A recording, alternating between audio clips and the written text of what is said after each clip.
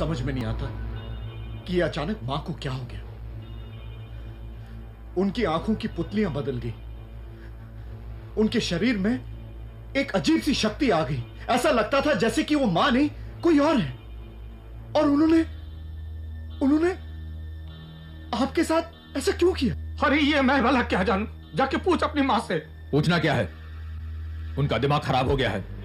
ये सब पागलपन की निशानियां हैं।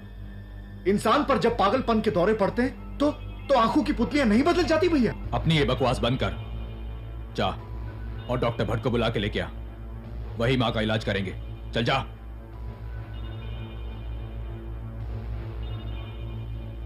बेटे, मुझे तो लगता है कि तेरी मां पर कोई प्रेतात्मा का साया है। डैड, ये क्या कह रहे हैं आप? मैं इन बेहुदा बातों पर यकीन नहीं करता। तेरी मां की जो हालत है उससे तो ये लगता है कि तेरी मां को किसी प्रेतात्मा ने जकड़ लिया है।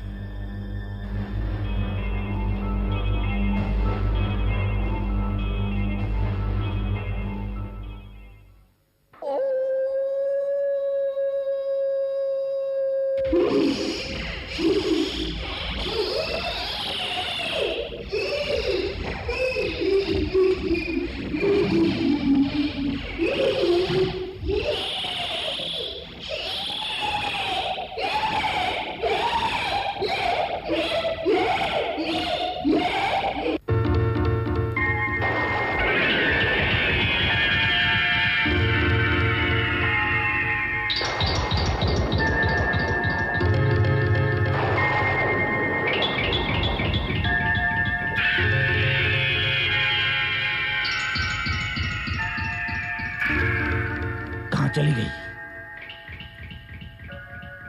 कहां जा सकती है? किचन का दरवाजा तो मैंने बाहर से बंद कर दिया था। बेटा, मेरी बात समझने की कोशिश कर। तेरी मां को कोई बीमारी नहीं है जिसका इलाज कोई डॉक्टर या वैद्य करेगा।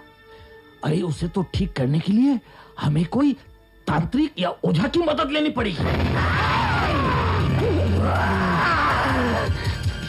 हरामजादो, मैं अनीता की आत्मा हूं। तुम लोगों ने मुझे जिंदा जला दिया था ना? छोड़ूंगी नहीं मैं तुम्हें। तीनों को मार डालूंगी, मार डालूंगी तीनों को, मार डालूंगी तीनों को, मार डालूंगी, मार डालूंगी, मार डालूंगी। बेटे, ये तो बहुत ही बुरा हुआ, बहुत बुरा हुआ।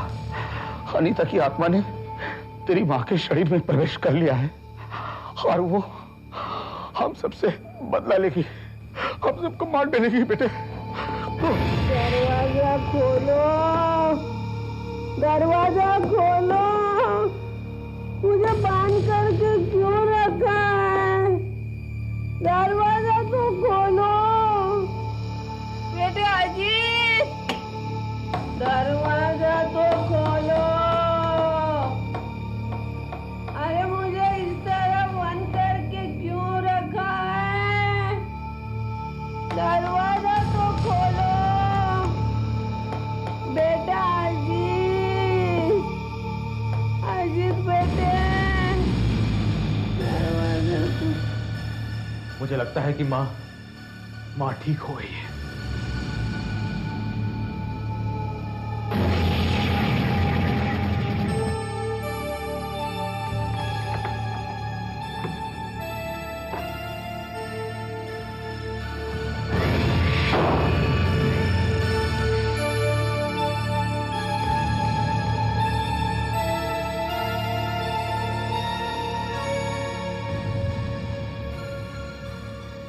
क्या हुआ? तुम लोगों ने मुझे ऐसा बांध करके क्यों रखा था?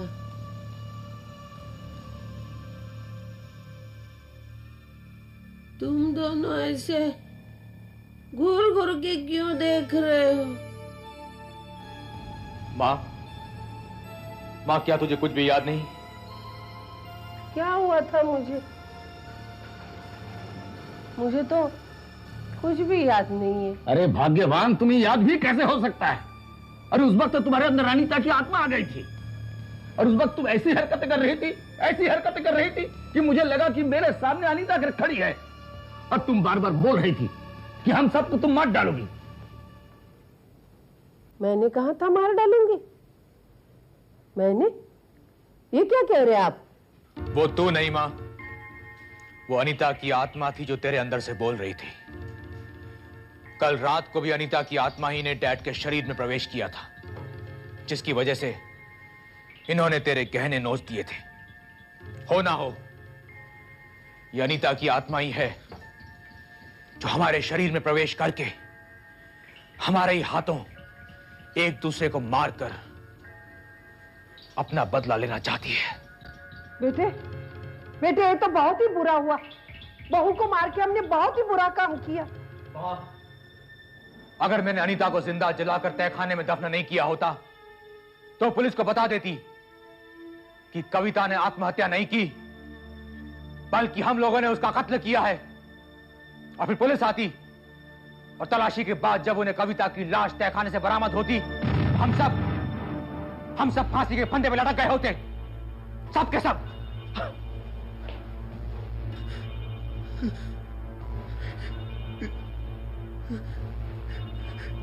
कविता भाभी का कत्ल हुआ है।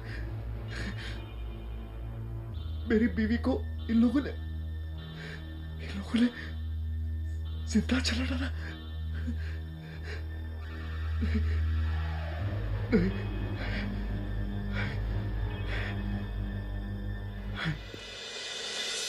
हाँ, इंस्पेक्टर साहब, अनीता लापता नहीं हुई है, उसका कत्ल किया गया है। कत्ल, उसका कत्ल करने वाला मेरा अपना बड़ा भाई, मेरे अपने माँ बाप, मेरे अपने खून है, जिन्होंने इतनी बेदर्दी से उस मासूम को मारकर तहखाने में दफन कर दिया। मिस्टर रोहित, यह आप किस दावे के साथ कह सकते हैं? मैंने खुद अपने कानों से उनके जुर्म की कहानी सुनी है इंस्पेक्टर साहब। आज मुझे अपने आप पर घिन आने लगी है, नफरत होने लगी है मुझे अपने आप से, यह जानकर कि मेरे रगों में उन मां बाप का खून दौड़ रहा है जो इस समाज के लिए कलंक है।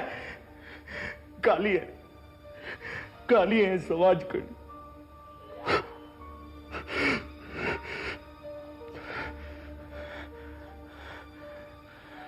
इंस्पेक्टर साहब, आज मुझे पता चला कि मेरी बीवी का ही नहीं बल्कि मेरी बड़ी भाभी का भी कत्ल उन लोगों ने किया है। गिरफ्तार कर लीजिए उन लोगों को और एक ऐसी सजा दिलवाइए कि आइंदा दहेज के लालची भेड़ियों को यह सबक मिल जाए कि अपनी बहू पर अत्याचार ना करें,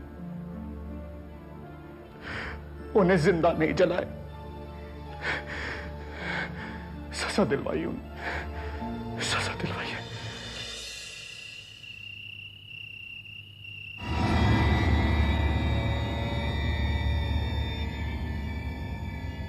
पुलिस में जाएगी, हमारी असलियत दुनिया के सामने लाएगी।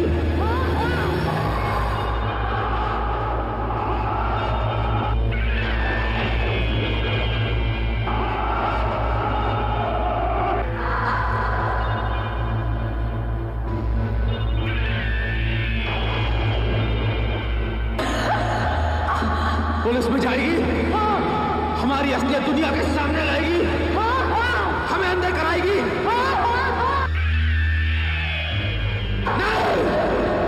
तू ऐसा कुछ भी नहीं करेगी, ऐसा कुछ भी नहीं करेगी तू।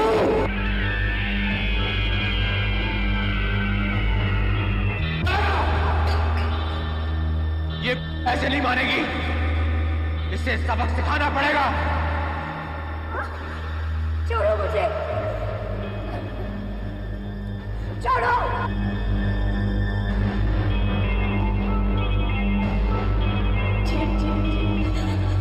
मुझे मरना है, मैं मरना नहीं चाहती। तेरा मरना बहुत जरूरी है।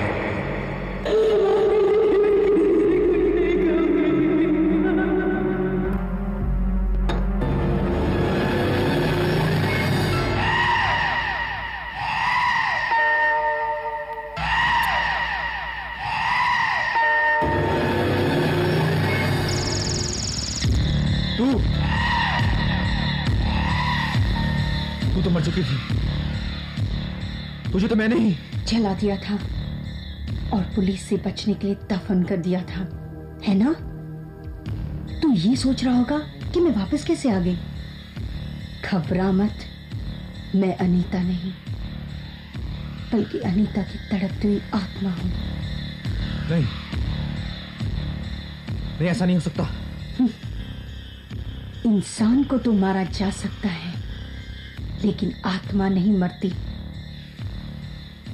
जिस तरह तुम लोगों ने मुझे तड़पा तड़पा कर मारा था, ठीक उसी तरह मैं भी तुम लोगों को तड़पा तड़पा कर मारूंगी। चली जा यहां से।